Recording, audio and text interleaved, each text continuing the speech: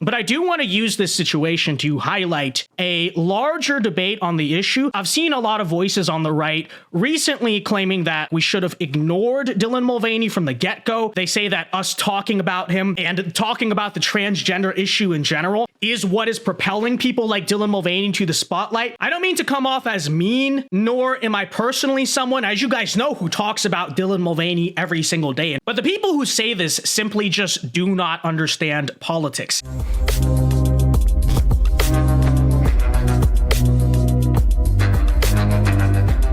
The truth is that, first of all, Dylan Mulvaney and especially the greater push of transgenderism would have happened regardless of whether or not right-wingers decided to talk about it. We know this because it has been happening, and it was already happening long before this phenomenon that really started with What is a Woman that made the whole trans issue very, very popular to talk about for conservatives.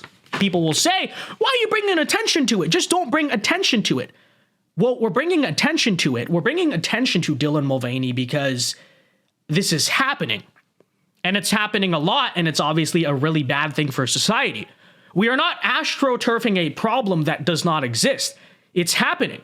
All that's happening is that people like me, people like Matt Walsh, all the conservative pundits who are starting to talk about this are reacting and responding to something that is already happening. However, I would argue that by reacting to and responding to it, we provide a counter narrative. We display to people that there is not a universal consensus in one direction. And sometimes the things we say may even change minds. But most importantly, we demonstrate to the unaffected masses that there is meaningful dissent and disagreement with what is going on. It's not a universal consensus. Because once something becomes perceived as universal consensus in society, even if that thing is blatantly untrue, frankly, it becomes incredibly easy for that thing to be immediately accepted, okay? But what we are doing is creating resistance and dissent. So if that's not what we're supposed to do, to the people who do not think this is a good strategy, please tell me then exactly what ignoring Dylan Mulvaney would have done for the political right that is a good thing. Would it have stopped him from being famous? Probably not. In fact, people discovered him. Why? Because he was going viral on TikTok, okay? But it would have stopped him from being seen as controversial, and that is actually a positive thing. Dylan Mulvaney is a divisive character now in the culture. Had we have not come along and started to push back, he would have just been someone that was blindly accepted, and eventually the masses who are kind of in the middle ended up going along and seeing that. And furthermore, the point is here, ignoring something is not a political strategy. It's not. Ignoring a problem does not make a problem go away. Okay? If there is a boulder, there's a boulder rolling down a slippery slope, and the name of that boulder is leftism. Ignoring the boulder does not make it go away. If it's rolling down, there's an avalanche, the slippery slope is coming down your hill. Just saying, oh, well, I'm just not going to worry about it. That's not going to stop the boulder from crashing into your house. That's a ridiculous political strategy. There is no planet on which just ignoring stuff is a effective political strategy. And furthermore, it is much bigger than Dylan Mulvaney. Frankly, I would be perfectly fine with making Dylan Mulvaney famous if the trade-off for that is that the masses, as I think I would argue is happening here, get to see how ridiculous the LGBT transformer ABC alphabet agenda really is. But the reality is that, again, and this is why I say the people who say just ignore Dylan Mulvaney, they don't really understand politics. The reality is that people are moved and changed by that which is extreme. Okay, and so if it takes honing in on extreme yet true and honest examples of this trans stuff to wake them up to it, then what's the problem? Again, this is simply how politics works. The right-wing problem of the right-wing strategy of ignoring our problems is not going to save the country. That's not how you address problems on a personal level in your life, and that's not how you solve problems as a society by, ignoring them. You should have just ignored it, bro.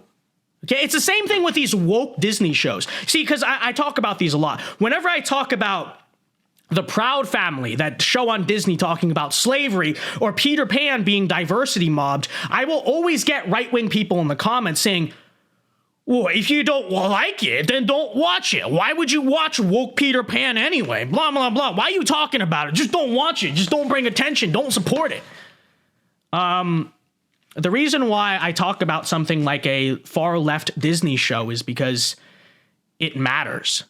Do you think it matters personally to me? Do you think I personally care about Disney shows? No, I don't watch Disney shows. I'm an adult. I don't watch this stuff for entertainment. But hey, genius, this is why I talk about it, okay? Let me address this. I talk about these things because it affects our culture. And I know that the concept for a lot of people nowadays of thinking about something beyond themselves, it's a very selfish society, and it's something that affects conservatives just as much as liberals. I know that's a foreign concept. I know people will hear that and think, what? You care about our culture? You care about children that are not your own? But actually, I do, right? And I understand that children watch this stuff even if your kids aren't watching it, okay? I won't let my kids watch stuff like that. You shouldn't let kids watch your stuff like that either. But other people's children are watching this stuff. And those children, conservatives, are your fellow Americans. You will one day have to share a society with those children. It is not enough to simply sit in a bubble and say, well, I don't watch it and I never let my kids watch it. Okay, good for you. But a patriot is someone who cares about their fellow Americans and cares about society. A patriot should care what the largest mass media organizations in our country are pushing because it affects our children, which affects our country. Why is this such a hard concept for people to understand?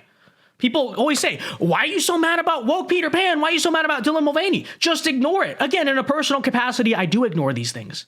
I talk about them, but because, again, whether or not you personally consume the media, other people do. And I care about my society. And furthermore, on this front, why are you even interested in politics? Why do you consume political content? Why would you sit down and watch a political show if you're not interested in caring about what's going on around you?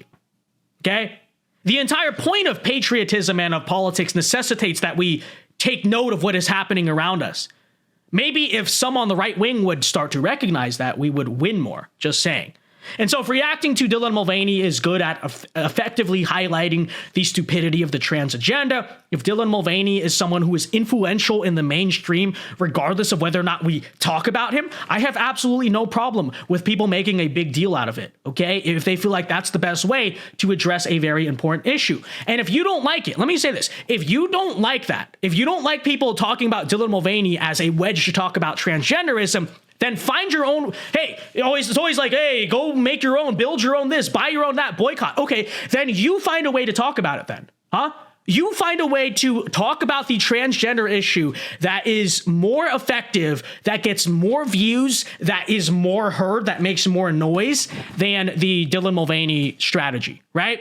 Because if the name of the game is getting our message out to people, which is why something like views, clicks, all that stuff matters, and if the ridiculousness of this character is a good medium that people find interesting and they come in and then they actually hear what conservatives have to say about it, again, what's the issue? I don't see the issue. You want to be such a capitalist, then make up your own way to talk about it. Seriously.